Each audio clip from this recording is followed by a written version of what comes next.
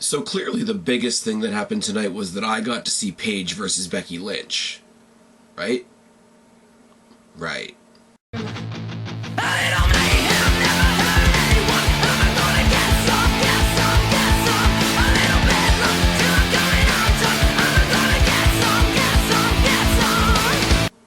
What's going on, everybody? It's your buddy, it's your pal Spaz, Phoenix, the YWC Reality Check. I'll apologize in advance. I watched Raw late, more tired than usual. I also feel like shit, so I probably sound like shit. This won't be the best review in the world, but way too much happened on this Raw for me to not come up and talk to you guys. Now, going into this Raw, I'm sorry, the Doomy Clipboard of Doom is not staying where it's supposed to stay. The worst kept secret in WWE history is the injury to Seth Rollins that happened in Dublin, Ireland. I believe it was last Thursday. It was reported by the coach on ESPN with that new partnership that they've got. They needed to make a new champion.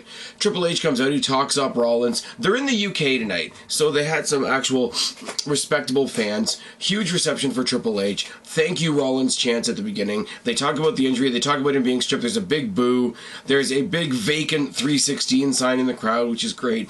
Triple H introduces Roman Reigns before he introduces the tournament. Talks about how, oh, if we wouldn't have chosen Rollins, we would have chosen you for the Authority. If you want to join the Authority, you can be the champion right now. Da-da-da-da-da. Rollins, the only difference between you and Rollins was that Rollins would do whatever it took. Will you? Will you join the Authority? Rollins shoots it down. He says, okay, you've lost your number one contendership. You're in the tournament. Your first match in the tournament is up next. And, of course, it's against the Big Show. Because clearly, we all know that the Big Show is going to advance in the tournament to crown the new WWE champion in 2015. So Roman Reigns versus the Big Show is your first match. A choke and body blows in the corner to start by Show, shoulder by Show, and a headbutt and a knockdown. Show tosses Roman Reigns out of the ring by the vest. This is the theme for this match, I swear to God. Throwing Roman Reigns around by his vest into the guardrail. Show eats ring post, then tosses Roman back in the ring. Roman comes off the top rope for a top rope something. We don't know what it is. He's swatted down by the Big Show like a fly.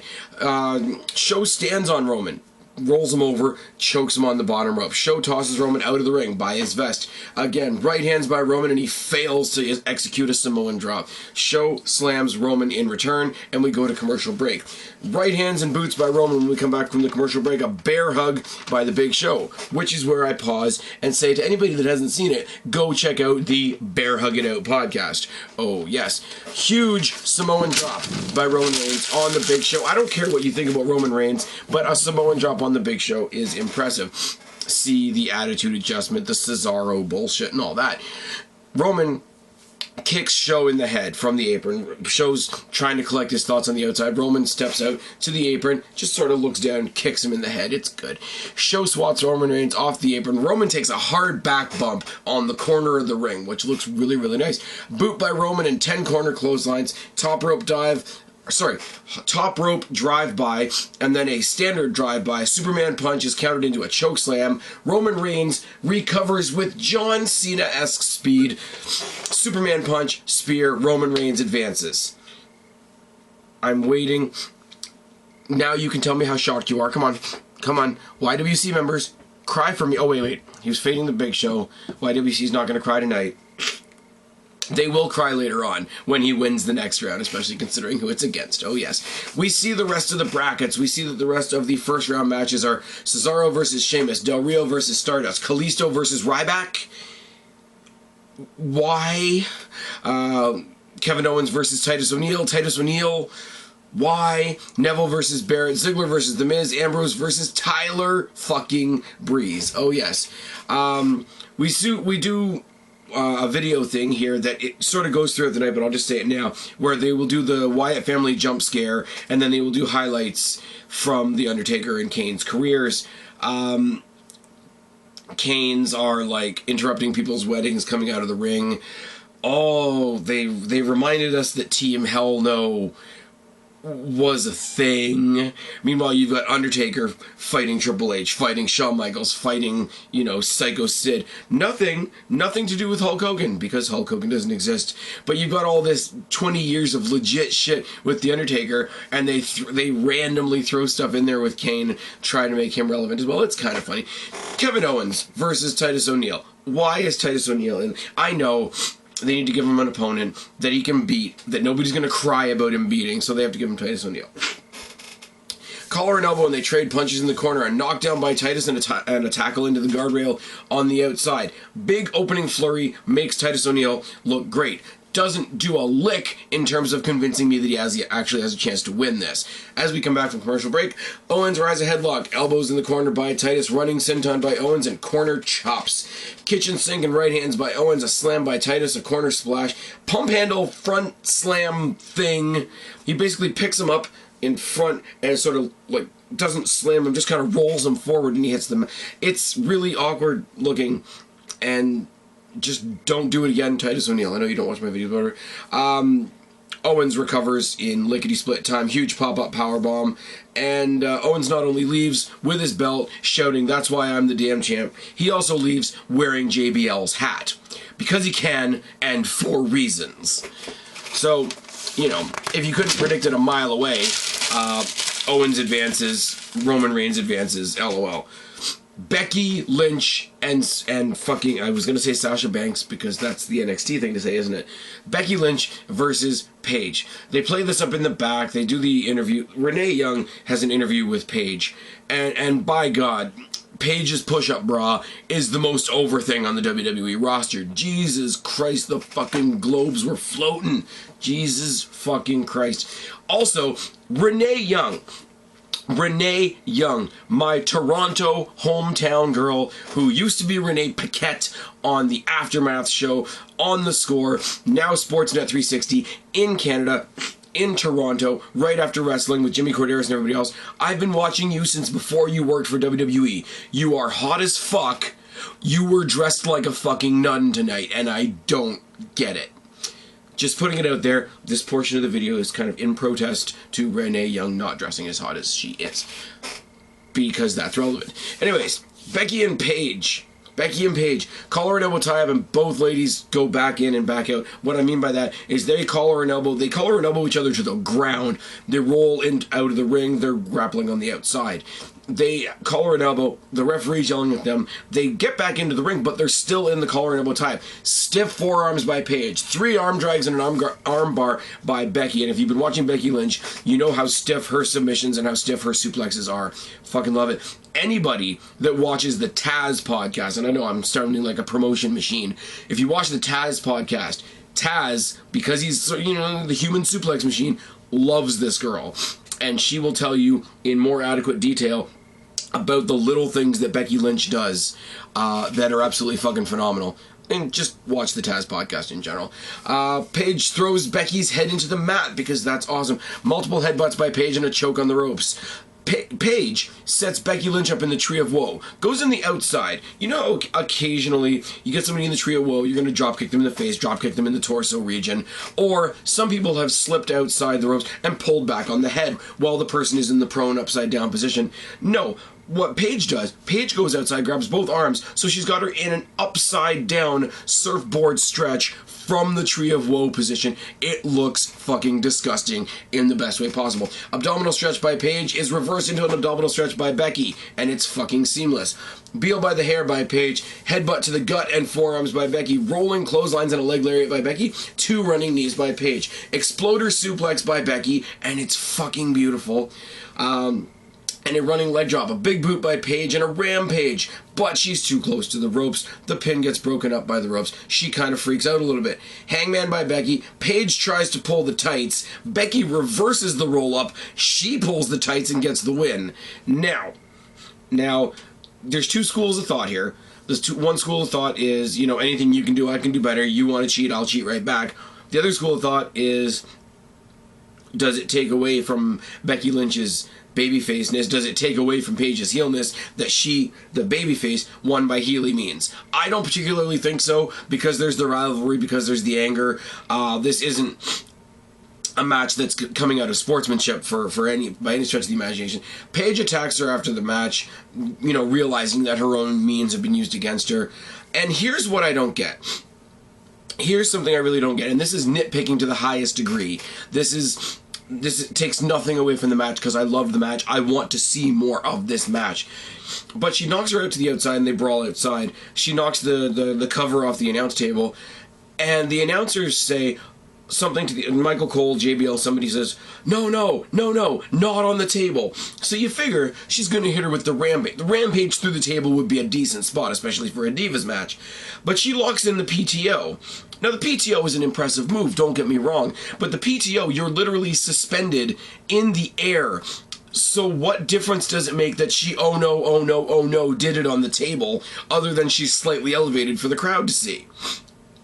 I don't get it. Obviously, to set up for the match at Survivor Series in 2 weeks, Charlotte comes out, makes the save. I just have to say, I don't mind it being on the table because it adds a little bit of drama. The fight spilled out of the ring.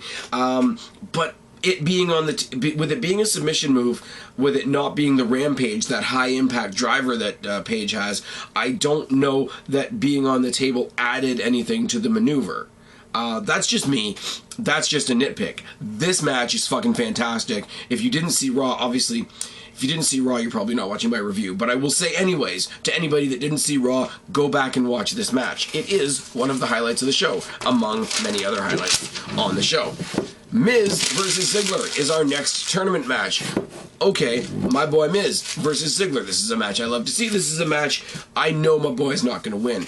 Collar and elbow tie up and a leg pick by Miz to start. Shoulder block by Miz and a drop kick by Ziggler.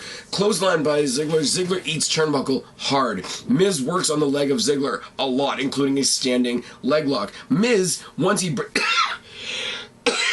Sorry, guys. Once he breaks the standing leg lock, breaks it by DDTing the leg, which, if you got somebody in there that sells like Ziggler, looks like death. 2 clotheslines and a corner splash by Ziggler. Boot by Miz. Figure 4 by Miz. Miz breaks the figure 4 and just starts randomly beating on Ziggler's back. Ziggler, for reasons, bounces up because he's fucking insane. Super kick out of nowhere, and Ziggler advances.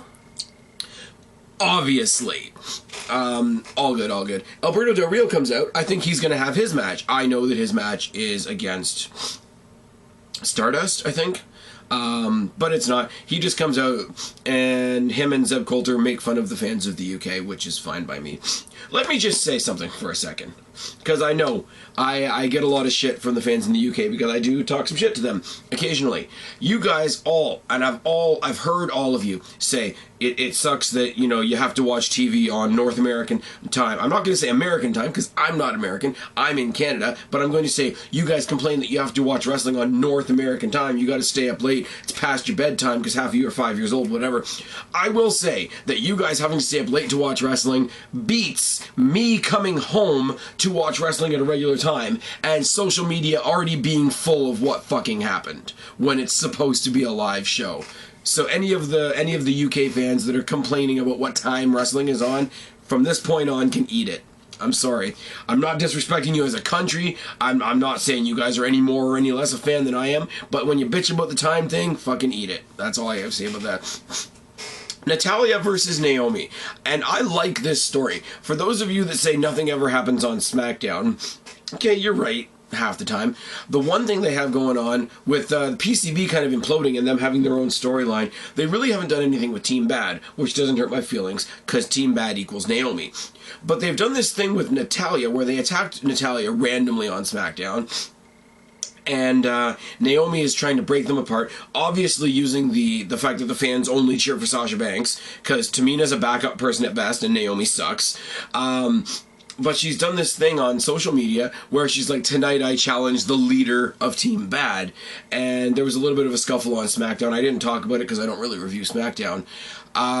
Side note, because some of the matches for this tournament are happening on SmackDown, I may, just for the next 2 weeks, reinstitute the fights on Wednesday night, as opposed to just doing an NXT review, as it's, these are important matches going forward, etc. Let me know down in the box below if you guys be interested in that, actually.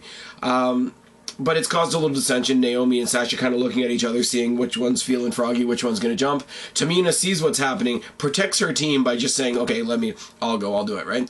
So the social media thing tonight was Natalya once again saying, I want to face the leader of Team Bad. Naomi, that's you, isn't it? Ha ha ha.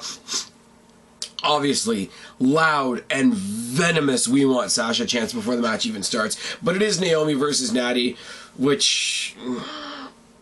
Hell, I don't care that it's Natalya. I don't care if it's me. You deserve a better opponent than Naomi. I'm just putting that one out there.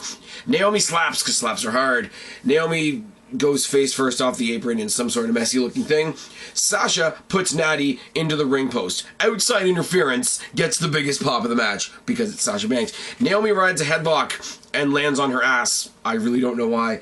Clothesline by Natty. Naomi fails to throw her ass at Natty. It's bad enough that her finisher is throwing her ass at her opponent, but she failed throwing her ass at her opponent. So Natty grabs her, chucks her like the garbage bag that she is, into Tamina, who's on the apron trying to interfere. Quick roll up, not even a finisher, not even a sharpshooter, not even a discus fucking clothesline. Bog standard roll up gets the win for Natty. Sasha Banks attacks, big pop for that. Banks' statement kind of fails, gets countered into the sharpshooter. They only get the upper hand when it's a 3-on-1 advantage, but I will say Team Bad only got the advantage on Natty when Sasha Banks did successfully log in the bank statement. I have no problem with Sasha Banks getting one over on Natty. The other two can fuck off. Just saying. Sheamus versus Cesaro in another tournament first round match. Obviously, King Barrett's out at ringside. Didn't get involved a whole hell of a lot. Throughout this, I'm just going to say this now. Again, to my fans in the UK, I know it's like religion over there. I don't give a shit about soccer. Soccer. I don't. There's some guy in the front row that's the captain of 2 teams or some bullshit, and they're in the Manchester United Stadium. Couldn't be paid to give a fuck. Just saying. For every... And again, I say... I sound like I hate people from the UK, and I really don't. It's just, there's a handful of shooters on here that have just given the UK a really, really bad name. There's certain shooters out there that bitch every WrestleMania because an American company on American soil plays the American national anthem at WrestleMania. I'm Canadian. I don't give a fuck about the American national anthem. It's kind of cool to see what musical artist comes out and does it, appreciate it as a musical performance, and get the fuck on with the show. That's a thing. I don't care about soccer. I really, really don't. So the same way you guys don't give a shit about America and their real football, we don't care about soccer. So soccer celebrities, I use the tightest air quotes possible on that one, don't care. The commentators tried to tie it together as to whoever this soccer fuck in the front row was had a Twitter war with King Barrett last year. There's really nothing to say there, is it? Anyways, the match, however, Sheamus versus Cesaro, we all talk about how Wade Barrett's going to face Neville on SmackDown, collar and elbow tie to start leads to an extensive chain wrestling sequence. My notes say Sheamus works an armbar on Cesaro, which is different for Sheamus. Pin reversal sequence, and Sheamus bails to the outside. Headlock, snapmare, and another headlock by Sheamus. Uppercut out of the ring by Cesaro. Irish curse backbreaker by Sheamus, and the 10 beats of the Bowrin, or Ballin, or whatever the fuck Irish drum thing.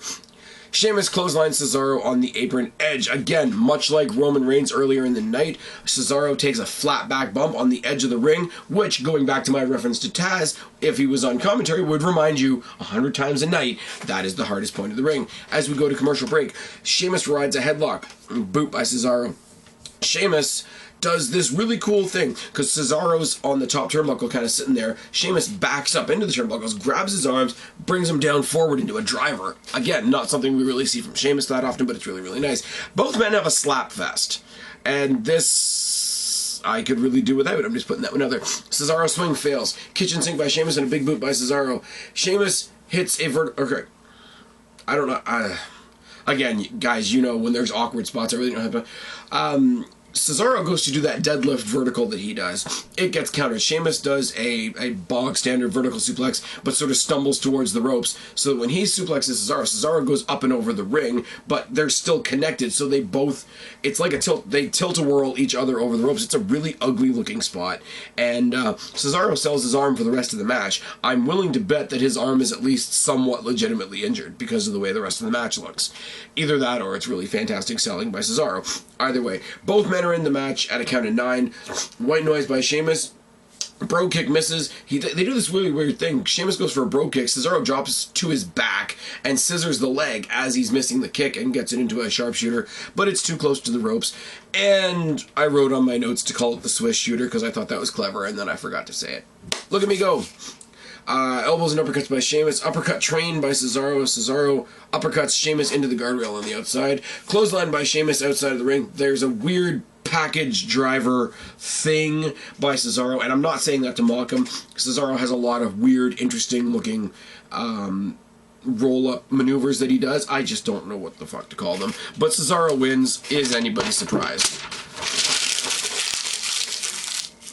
Ambrose versus Tyler Breeze. This match was fucking excellent. During Ambrose's entrance, they show that Tyler Breeze, fully knowing that he has a match, just sitting in the back doing the selfie bit. It's fucking great. Summer Rae. I'm never going to complain about Summer Rae, am I? That is a thing.